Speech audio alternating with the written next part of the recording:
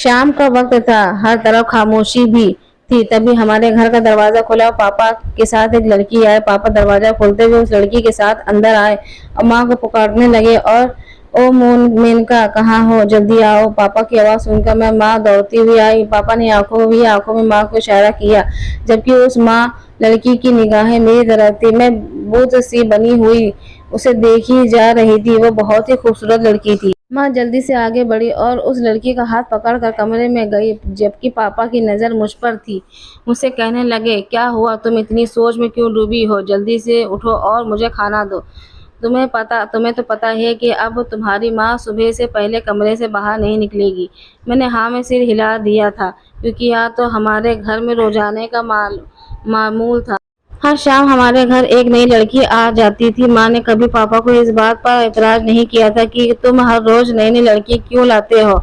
शायद इन दोनों पति पत्नी के बीच हर बात पहले से ही तय थी, जबकि उन्होंने बस मुझे एक खान अनजान रखा हुआ था। मैं कई बार माँ से पूछा था कि पापा इतनी सुंदर सुंदर लड़की कहाँ से लाते हैं और वो यहाँ आकर क्या करती है। माँ मेरी बात सुनकर गुस्से में घूरते हुए कहती है, तुम अपने काम से काम रखो, मेरी माँ बनने की जरूरत नहीं है तुम्हें। माँ का गुस्सा देखकर सवाल अंदर ही अंदर दबकर रह जाते थे। अपने घर में इन हालातों को देखकर मैं अंदर सवाल तो बहुत उमड़ते, लेकिन मैं खामोश हो जाती, क्योंकि मेरे सवालों का किसी के पास कोई जवाब नहीं था। मैं उठकर पापा को खाना दी और खुद किचन में बैठकर खाने लगी। खाना खाने के बाद बर्तन समेट मैं सोने के लिए अपने कमरे में चली गई। हमारे घर में सभी लोग बहुत पहले ही सो जाते थे और सुबह जल्दी उठते। मैंने पापा को बाहर बरामदे में ही सो गए थे, लेकिन मुझे नींद नहीं आ रही थी। मेरी आंखें में से नींद कोसों दूर थी, क्योंकि मेरी आंखों के सामने बार बार उस लड़की का चेहरा घूम रहा था। ऐसा लग रहा था कि जैसे वो मुझसे कुछ कहना चाहती हो, कोई बात जो मुझे बताना चाहती हो। मैं बड़ी देर तक बिस्तर पर करवट बदलते रह गई, फिर मजबूर होकर उठकर बैठ गई।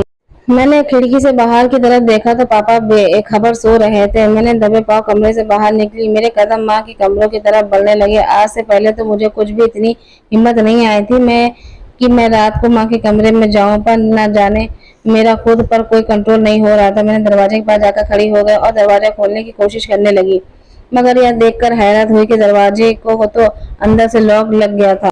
मैं हक्का बक्का सी खड़ी थी, तभी मेरे कानों में उस लड़की की आवाज गूंजी। वो रो रही थी सिसक सिसक के, फिर कहने लगी, देख लेना तुम्हारी बेटी भी साथ यही होगा जो तुम मेरे साथ कर रही हो, क्योंकि यह बात सोचने में इतनी तुम्हें माफी मिल जाएगी, पर भी अब वक्त आएगा जब तुम्हारी आंखों के सामने तुम्हारी बेटी के साथ ये सब होगा। मगर तुम चाह कर भी रोक नहीं पाओगी। तभी मेरी माँ की तेज आवाज मेरे कानों में गूंजी, कहने लगी, बकवास बंद करो, चुपचाप अपना काम करो। उस लड़की के सिसकने की आवाज फिर से दोबारा आई। वो डर गई और कांपने लगी। मुझ में खड़े होने की हिम्मत नहीं थी, इसलिए मैं जल्दी से अपने कमरे में चली और अपना सर पकड़कर बैठ गई। मेरी आंखों में आंसू बहते जा रहे थे। पापा पिछले 3 महीने से जवान लड़कियों को घर लाया करते थे। क्यों ये 3 महीनों से आने वाली हर लड़की मुझे इसी तरह दुआएं देती होंगी और यूं ही मेरी माँ मेरे सामने वो लड़की गिड़गिड़ाती होगी। मगर मैं क्यों मेरी उन लड़कियों के साथ ऐसा क्यों करती है कि लड़की रोने लगती थी और फिर मुझे बददुआ देने पर मजबूर हो जाती थी। इस सवाल ने मेरे सर में दर्द कर दिया था। नींद मेरी आंखों में कोसों दूर थी, या मुझे बैठे बैठे सुबह हो गई थी और माँ कमरे से बाहर आ गई थी और पीछे से वो लड़की थी जो मेरे पापा आज घर लाए थे। उसकी हालत बहुत खराब लग रही थी, जैसे पहले जैसे नहीं थी। मैंने देखा उसकी टांगे कपा रही थी। वो बार बार अपनी टांगों पर हाथ रखते हुए लंगड़ाते हुए चल रही थी। माँ ने झंझोर कर पापा को उठाया और कहने लगी, ले जाओ, इस लड़की को यहाँ से लाए थे, मेरा काम हो गया।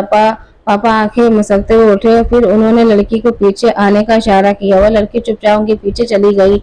उन दोनों के आने जाने के बाद माँ मेरे कमरे की तरफ बढ़ने लगी। मैं जल्दी से अपने बिस्तर पर ठहर गई और सोने का नाटक करने लगी। माँ मुझे आवाज देते हुए कहने लगी, नैना, मुझे तो लगता है कि तुम घोड़े बेचकर सो रही हो, जल्दी से उठो, सुबह हो गई है। मैं आंखें मलते हुए उठकर बैठी। माँ के चेहरे पर मुझे जरा भी थकावट नजर नहीं आ रही थी।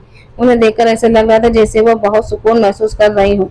माँ मुझे जगाकर कमरे में बाहर जाने लगी तो उनका हाथ पकड़ते हुए उन्हें रोक लिया और कहने लगी, माँ मेरे पास बैठ जाइए। माँ ने मुझे बड़े गौर से देखा और फिर बैठते हुए कहा, कहने लगी, क्या बात है, तुम्हारी तबीयत तो ठीक है ना? मैंने हाँ में सिर हिला दिया और फिर बोली, माँ कब कब जागी? मेरे सवाल में वो घबरा गई थी। ऐसा लग रहा था कि वो मेरे सवाल से परेशान हो गई हूँ। फिर उन्होंने तो कहा, थोड़ी देर पहले ही जागी हूँ, मैं बहुत परेशान थी इसलिए फुट फुट कर रोने लगी। और माँ, मुझे रात भर बहुत डरावने सपने आते रहे। कल शाम पापा जिस लड़की को घर लाए थे वो सपने में आई थी और मुझे डरा रही थी। माँ, वो लड़की कहाँ पर है? पापा उस लड़की को क्यों लेकर आए थे? माँ मेरे सवालों का जवाब नहीं देना चाहती थी, वह इधर उधर देख रही थी, किसी तरह वो इस सवाल से बच जाए। पहले जब मैं माँ को कोई सवाल करती तो वो डांट देती, पर आज मैं बहुत रो रही थी वो और मैंने झूठ भी बोल दिया, वो लड़की सपने में आई थी। बहुत सोच विचार के बाद माँ ने बताया कि वो लड़की तुम्हारे पापा के किसी जानने वाले के घर की थी। उसके पति ने उस घर से निकाल दिया था, तो वो उसे अपने साथ घर ले आए थे। जब तुम सो गई थी लड़की का पति उसके पास, ससुर उसके घर वाले आए थे और लड़की को मना कर उसको साथ लेकर गए। माँ ने आखिरकार झूठ बोल ही दिया था। मैंने कहा, माँ पर पापा तो हर रोज कोई ना कोई लड़की लेकर आते हैं, तो क्या हर लड़की अपने पति से परेशान होती है? माँ ने मेरा आंसू पोंछते हुए कहा, हाँ, इस दुनिया में हर इंसान को अपनी कोई ना कोई मजबूरी होती ही है। या जो भी लड़की आती है वो अपने किसी न किसी से परेशान की वजह से आती है। तुम अपने छोटे से दिमाग पर ज्यादा जोर मत डालो, उठो, हाथ मुंह धो लो और चाय पी लो। माँ यही कहकर कमरे से बाहर निकल गई। माँ के इतने समझाने पर भी मेरे दिमाग में बहुत से सवाल अभी भी थे, क्योंकि मुझे पता था कि माँ ने सच नहीं बोला, वो झूठ बोल रही थी। खैर, मैंने दिन की किसी तरह गुजारे। शाम हुई तो फिर से बरामदे में चारपाई पर बैठी गई। माँ मुझे उठाते हुए कहने लगी, नैना जल्दी उठो, लगता है आंधी आने वाली है, घर के सभी दरवाजे जल्दी से बंद कर लो। मैं समझ गई माँ मुझे इसलिए यहाँ से हटाना चाहती कि मैं कुछ जान न सकूं कि पापा आज जिस लड़की को घेर कर ले आएंगे। मैंने कहा, हाँ अभी जाती हूँ। मैंने माँ को अपनी बातों में टहलाते रखा, तभी हमारे गेट का दरवाजा खुला। पापा गेट के अंदर आए और एक जवान सी लड़की उनके पीछे थी। आज आने वाली लड़की बहुत घबराई हुई थी। मैं जल्दी से उठकर बैठ गया और उससे पूछा कि तुम कौन हो? मैंने उस लड़की से सवाल किया, मगर उससे पहले कि वो कुछ जवाब दे पाती, माँ उस लड़की को हाथ पकड़कर उसे जल्दी से अपने कमरे में ले गई। फिर जोर से दरवाजा बंद होने की आवाज सुनाई दी। उनके जाने के बाद पापा ने मुझे घूरते हुए कहा, ये क्या कर रही थी तुम? मैं घबरा गई क्योंकि मुझे पापा के गुस्से से बहुत डर लगता था। मैंने कहा, कुछ नहीं पापा, बस वो लड़की अच्छी लग रही थी इसलिए मैंने बात कर ली। पापा ने कहा, खबरदार, जो आज के बाद तुमने किसी लड़की से बात भी की। चलो उठो, मुझे खाना दो। मैं पापा को खाना दे दिया, फिर अपने कमरे में आ गई। चाहती थी कि पापा आज भी जल्दी से जल्द सो जाए। मैं जानना चाहती थी कि क्या आज आने वाली लड़की मुझे बददुआ देगी या नहीं। यही वक्त गुजर रहा था, फिर पूरे घर में पापा की खर्राटे गूंजने लगी। मैं जल्दी से उठी और बाहर निकल गई। मेरे कदम कमरे की तरफ बढ़ने लगे और दरवाजे से जाकर लग गई। माँ के कमरे में लड़की रोने की आवाज आ रही थी। लड़की रो रही थी और आहें भर रही थी। माँ ने गुस्से में कहा, बस बस, जल्दी नाटक मत करो, नहीं तो मैं तुम्हारा वो हश्र करूंगी, सारी जिंदगी याद रखोगी। जल्दी से अपना काम करो, नहीं तो मुझे से बुरा कोई नहीं होगा। उस लड़की ने कहा, मुझे तो तुम पर हैरत होती है कि तुम कैसी औरत हो जो तुम्हारी खुद की बेटी हो, वो जवान है। अगर कल को कोई औरत उसके साथ यही सब करेगी तो तुम क्या कर लोगी? एक बात याद रखना, जो तुम मेरे साथ कर रही हो कल को तुम्हारी बेटी सामने जरूर आएगा। उसकी बात सुनकर मैं फिर थर-थर कांपने लगी। मेरा खुद पर कोई काबू नहीं था। मैं चाहती थी कि दरवाजा खटखटाकर उस लड़की की मदद करूं। फिर तभी पापा की खर्राटे थम गई और जल्दी से मैं भागकर अपने कमरे में आ गई। आज मुझे यह बात समझ में आ गई थी कि हमारे घर में कुछ ऐसा हो रहा था जो गलत था, मगर वो क्या था उसका जवाब फिलहाल मेरे पास नहीं था। फिर मैंने यह फैसला लिया, जो भी मेरे घर में हो रहा है उसका पता तो मैं लगा कर ही रहूंगी। पहले तो मैंने बड़ी बेखबरी से जिंदगी गुजारी थी, पर अब यह चौकन्ना हो गई थी। आज मैं अपने घर में छोटे छोटे मामले पर भी बड़ी गहराई निगाहें रखती थी कि कौन आता है कौन जाता है। मेरी माँ की एक सहेली थी जो शोभा आंटी, जो अक्सर हमारे घर आया करती थी। वो जब भी हमारे घर आती तो माँ उन्हें कमरे में ले जाती और फिर दोनों सहेलियां ना जाने घंटों आपस में क्या बात करती थी कि उन्हें दुनिया की कोई खबर ही नहीं रहती थी। मुझे इस बात का पूरा यकीन था कि माँ के इस राज से शोभा आंटी जरूर वाकिफ होंगी। मुझे इस बात पर भी अंदाजा था कि वो माँ के इस राज से हरगिज पर्दा नहीं हटाएंगी। फिर भी मैं अपना कोशिश करके देखना चाहती थी। शुरू में ही आंटी मुझसे अच्छे से बात करती और कोई भी नया कपड़ा खरीदना या सिलवाना होता था तो नए फैशन के बारे में मुझसे पूछती। कहती, तुम आज के जमाने की लड़की हो, तुम्हें नए फैशन के बारे में ज्यादा पता होगा। एक दिन वो मेरे घर आई तो मेरे बारे में पूछने लगी। मैं उनसे नजर बचाकर छत पर गई। छत पर जाने का मेरा कोई मकसद था, मैं उनसे अकेले में बात कर सकूं, क्योंकि माँ के सामने इस बारे में बात करना तो मुमकिन था। थोड़ी देर बाद माँ की आवाज आई, नैना तुम कहाँ हो, देखो तो आंटी तुमसे मिलना चाहती है। मैंने माँ से कहा मैं छत पर हूँ, बहुत अच्छी हवा चल रही है, आंटी से बोल दीजिए कि वो छत पर आ जाए। मेरे कहने पर माँ ने आंटी की छत पर भेज दिया। आंटी मुझसे पूछने लगी कि आजकल के फैशन में सूट कौन सा सूट है, मुझे बताओ, मुझे कपड़े सिलवाने हैं। मैंने जानबूझ कर उनसे कहा, आंटी आज के फैशन में तो पैंट सलवार चले हैं। पापा जिस लड़की को कल लेकर आए थे वह सूट के साथ पैंट सलवार पहनी थी, उसके ऊपर बहुत अच्छे अच्छे जच रहे थे। मेरी बात सुनकर सुबह आंटी हैरान से पूछा, क्या कल तुम्हारे घर कोई मेहमान आया था, तुम किस लड़की की बात कर रही हो। हमारी माँ तो एक बार फिर जिक्र नहीं किया कि मुझे लगा कि आंटी मुझसे छुपा रही हैं। मैंने कहा, नहीं, ऐसी कोई मेहमान नहीं आया है, वही हर रोज आने वाली लड़कियां, पापा जो हर रोज कोई ना कोई नई लड़की लेकर आते और माँ उन्हें कमरे में लेकर जाती। कमरे में जाने के बाद वो लड़कियां रात भर कमरे में बिताती और सुबह होने से पहले चली जाती। सुबह आंटी के चेहरे में तो हवाइयां उड़ गई थी। वो कहने लगी, मेरे अलावा भी तुम्हारी माँ को कोई सहेलियां हैं क्या। मैं चाहती थी कि ऐसी बात करूं कि सुबह आंटी सारी हकीकत मुझे बता दे।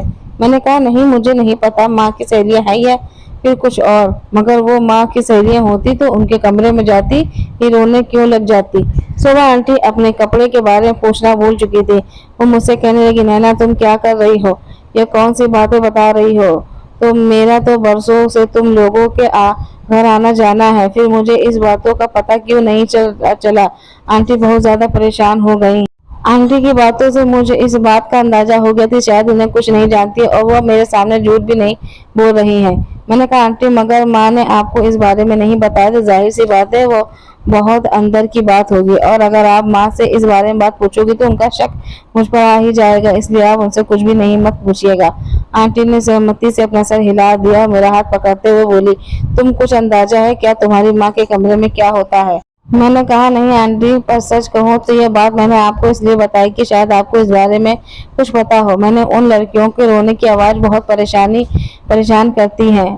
अब आप ही मुझे बताएं कि मैं आपकी मदद कैसे करूं। सुबह आंटी मुझे तसल्ली देते हुए कहने लगी, फिक्र ना करो, हम दोनों मिलकर इस मामले को कोई ना कोई हल निकाल ही लेंगे। कुछ ऐसा करूंगी कि तुम्हारी माँ सच्चाई बताने के लिए बेवश हो जाएगी, फिर मैं वो सारी बात तुम्हें बता दूंगी। मैंने सहमति से सिर हिला दिया, कहने लगी, आंटी जैसे तैसे करके जल्दी इस बारे में पता कर लीजिएगा। शोभा आंटी बहुत अच्छी औरत थी, मैंने उनके जिसमें यहाँ काम लगा लिया था तो मुझे बहुत तसल्ली मिली। अभी भी माँ और पापा की वही रूटीन जारी थी। पापा हर रोज नई लड़कियां को लेकर आते और माँ उन लड़कियों को अपने साथ कमरे में ले जाती। सुबह आंटी पूरे एक हफ्ते बाद हमारे घर आई थी। तब मैं अपने कमरे में बैठी हुई थी, पढ़ाई कर रही थी। फिर पढ़ाई छोड़कर खिड़की के पास जाकर खड़ी हो गई। आंटी ने माँ से पूछा कि कल रात भाई साहब के साथ तुम्हारे घर में कौन सी लड़की आई थी। माँ पानी पी रही थी, उसके गले में पानी अटक गया, वो खांसने लगी। माँ की खांसी खत्म हुई तो आंटी ने अपना सवाल फिर से दोहराया। उन्होंने कहा, बताओ कल तुम्हारे घर कौन आया था। माँ ने कहा, शोभा तुम क्या बात कर रही हो, हमारे घर में कौन आएगा। आंटी ने कहा, मेनका तुम भी कमाल की हो, कल मैंने अपनी आंखों से देखा था, कोई लड़की रात 8 बजे के बाद तुम्हारे घर आई थी। मैं तो उसे मेहमान से मिलने आई हूँ, मुझे लगा शायद वो तुम्हारी कोई रिश्तेदार होगी। माँ ने बात को संभालते हुए जल्दी से कहा, अच्छा, वो लड़की वो तो बस थोड़ी देर के लिए आई थी, इसी मेरे दिमाग में उसका ख्याल उतर गया था। दरअसल वह नैना के पापा की कोई रिश्तेदार थी, खड़े खड़े ही हमसे मिलने आई थी। सुबह आंटी बोली, अच्छा नैना कहाँ पर है। मैंने उससे फैशन में मुताबिक सूट के बारे में पूछा था। उसने कहा कि इंटरटेनमेंट का खर्च कर उससे करके बताऊंगी, कर अभी तक नहीं बताया। मैंने आंटी को मेरे कमरे की तरफ इशारा कर दिया। शोभा आंटी मेरे कमरे में आई और कहने लगी, तुम्हारी माँ इतनी आसानी से अपना राज हमें नहीं बताएगी, उसकी खातिर हमें कुछ ना कुछ करना होगा। एक मोबाइल छुपा कर लाई हूँ तुम्हारे लिए, अगर और मैं और तुम इससे ज्यादा बात करेंगे तुम्हारी माँ को शक हो जाएगा, इसलिए मैं मोबाइल पर तुम्हारे साथ बात करूंगी। मैं जल्दी से मोबाइल लेकर अपने किताबों में छुपा लिया था। रात हुई, फिर से एक लड़की हमारे घर आई थी। माँ उस लड़की को लेकर अपने कमरे में चली गई। पापा कुछ देर बाद खर्राटे लगाने लगे। मैं जल्दी सुबह आंटी को फोन लगाया। उन्होंने कहा, हाँ नैना बोले, क्या तुम्हारे हाथ कोई सुराग लगा क्या। मैंने कहा, हाँ, कहा आंटी आज फिर एक लड़की आई है। माँ उस लड़की को अपने कमरे में ले गए। पापा खर्राटे ले रहे। आंटी ने कहा, नैना क्या तुम इस वक्त घर से निकल सकती हो, लेकिन बचकर निकलना ताकि किसी को पता ना चले। फिर हम दोनों मिलकर बैठकर कुछ करते। मैंने कहा ठीक है, मैं आती हूँ। मेरे आने की खबर सुनकर सुबह आंटी बहुत खुश हुई। उन्होंने कहा तुम अपने गेट से निकलकर वहीं आती। मैंने दबे कदमों में जाकर गेट खोला, गेट से बाहर आ गए। सामने ही सुबह आंटी खड़ी थी, वो मेरा हाथ पकड़कर अपने साथ ले जाने लगी। उन्होंने कहा चलो मेरे घर चलते हैं, वहीं पर कुछ सोचेंगे। उन्हें कहे मुताबिक उनके घर जाने लगी। मैंने शोभा आंटी का घर पहले कभी नहीं देखा था, पर उनके घर में कदम रखते ही यह देखकर दंग रह गई थी कि उनका घर तो बहुत ही खूबसूरत था और उनके घर दुनिया जहाँ से सारी चीजें मौजूद थी। मुझे यह सब देखकर बहुत हैरत हुई, क्योंकि शोभा आंटी का एक विधवा औरत थी। उनके पास इतने पैसे कहाँ से थे? इनका अपना घर इतना अच्छा बनाती हूँ। वो मेरा हाथ पकड़कर अपने कमरे में ले गई थी। मैंने कहा आंटी, उस मसले में हम क्या हल कर निकाले? आंटी ने कहा नैना, इस बारे में बात करने के लिए अभी पूरी रात बाकी है। यही कहते हुए शोभा आंटी अपनी अलमारी से मुझे एक लहंगा निकाल कर दिया और कहने लगी, नैना, मैं चाहती हूँ कि तुम यह लहंगा पहन लो। मैं हैरानी से उन्हें देखा और कहने लगी, क्या आंटी, आप हाँ अपना काम करने आए हैं और आप मुझे लहंगा पहना रही हैं? आंटी ने गुस्से से कहा, बस जैसा मैं कहती जा रही हूँ वैसा करती जाओ। नैना, मैंने कहा, पर आंटी उन्होंने कहा प्लीज मेरी खातिर यह पहन लो। यह लहंगा भी उस राज के बारे में पता लगाने का बहुत काम आएगा। मुझे आंटी की बातें कुछ समझ में नहीं आ रही थी, लेकिन उनमें काफी इसरार के बाद मैंने लहंगा पहना। लहंगा पहनने के बाद वह मेरा मेकअप करने लगी। मैंने शीशे में अपने आप को देखा तो बहुत खूबसूरत लग रही थी। आंटी मुझे तैयार करके एक दूसरे कमरे में ले गए, जहां वहां जाते ही अक्का बक्का रह गई। वहां पर एक कालीन बिछी हुई थी और बहुत से मर्द बैठे हुए थे। आंटी ने कहा, नैना, अब तुम नाचना शुरू करो। आंटी की बात सुनकर मैंने कहा, पर आंटी, आप क्या कर रही हैं? आप तो किसी और काम के लिए आए हैं। आंटी ने मुझे घूरते हुए कहा, अगर तुम मेरी बात नहीं मानी तो मैं तुम्हें इन मर्दों के हवाले कर दूंगी। उनकी बातों से मैं डर गई। ना चाहते हुए भी मैं नाचने लगी और सारी रात मैं नाचती ही रह गई। सुबह होते ही वो सारे लोग वहां से चले गए। उसके बाद आंटी ने बहुत सारे पैसे मेरे सामने रख दिए। उन्होंने कहा, नैना, ये लो, ये तुम्हारी आज की रात की कमाई है। मैंने रोते हुए कहा, पर आंटी, आपने मेरे साथ ऐसा क्यों किया? आंटी भी आंखें नम थी और रोते हुए मुझसे कहने लगी, आज से लगभग 15 साल पहले की बात है, जब मैंने इस कॉलेज जाने के लिए निकली, तभी एक बड़ी गाड़ी मेरे सामने आकर रुकी और देखते ही देखते उन गाड़ी में बैठे लोगों ने मुझे अगवा कर लिया। मैं चीखती चिल्लाती रही, मदद किसी ने मेरी एक ना सुनी। मैंने तो कभी सपने में भी नहीं सोचा था कि मेरे साथ ऐसा हो जाएगा। मैं तुम्हें अंदाजा है कि इस गाड़ी में बैठे लोग तुम्हें कहाँ लेकर गए थे? वो मुझे तुम्हारी माँ के घर लेके आए थे। तुम्हारे पापा या घिनौने धंधा करते हैं या लड़कियों को अगवा कर उन्हें नचाने का पर मजबूर कर देते हैं। तुम्हें बताया गया कि वह विधवा हो, पर जबकि मेरी तो शादी नहीं हुई है।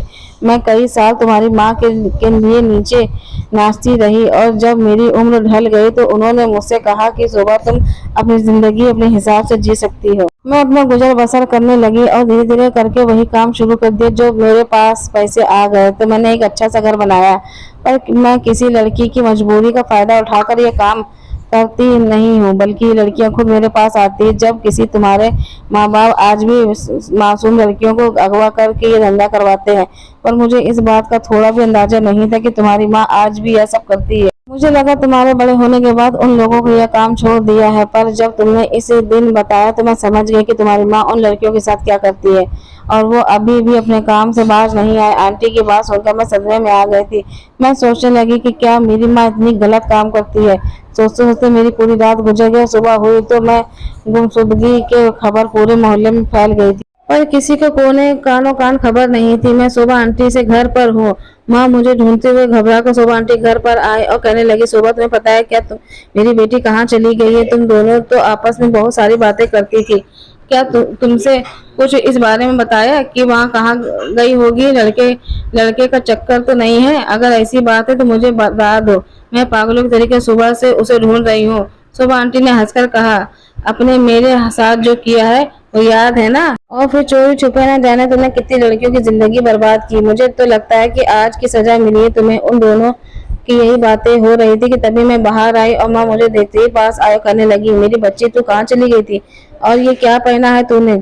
मैंने कहा, आज आपकी बेटी कुछ घंटों के लिए गायब हुई तो आपकी इतनी घबराहट हो गई और पापा जिन मासूम लड़कियों को अगवा करके लाते हैं उनके गलत काम करते तब आप लोगों को थोड़ा भी नहीं लगता कि उनके माँ बाप पर क्या गुजरी होगी, वो भी तो किसी की बेटी होंगी। माँ ने कहा, बेटा मुझे माफ कर दो। मैंने कहा कि मैं आप और पापा को एक शर्त में माफ कर सकती हूँ, मगर अगर आप दोनों यह काम करना छोड़ देंगे।